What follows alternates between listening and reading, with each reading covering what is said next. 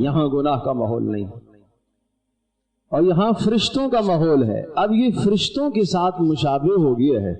میں نے پہلے جمعے میں ایک بات عرض کی تھی، اور وہ بات یہ عرض کی تھی کہ انسان دونوں چیزوں سے مرکب ہے، خیر شر دونوں اس میں۔ شیطان شر ہی شر ہے، ملائکہ خیر ہی خیر ہے، تو انسان دونوں کا مجموعہ ہے، خیر بھی ہے شر بھی ہے۔ جب اس میں خیر زیادہ ہو یہ ملائکہ کے ساتھ ہے، ان کی صف میں، اور جب اس میں شر زیادہ ہو یہ پھر شیاطین کی صف میں چلا جاتا ہے۔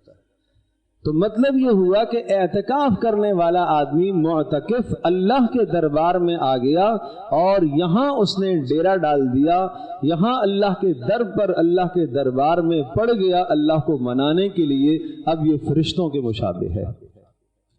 فرشتے کھاتے نہیں ہیں، پیتے نہیں ہیں، سوتے نہیں ہیں، ہر قسم کی خواہشات سے پاک ہیں۔ اب یہ فرشتوں کے ساتھ ہو گیا، لیکن چونکہ ہے بشر، انسان ہے، تو تھوڑا سا ضرورت کے لیے کھائے گا۔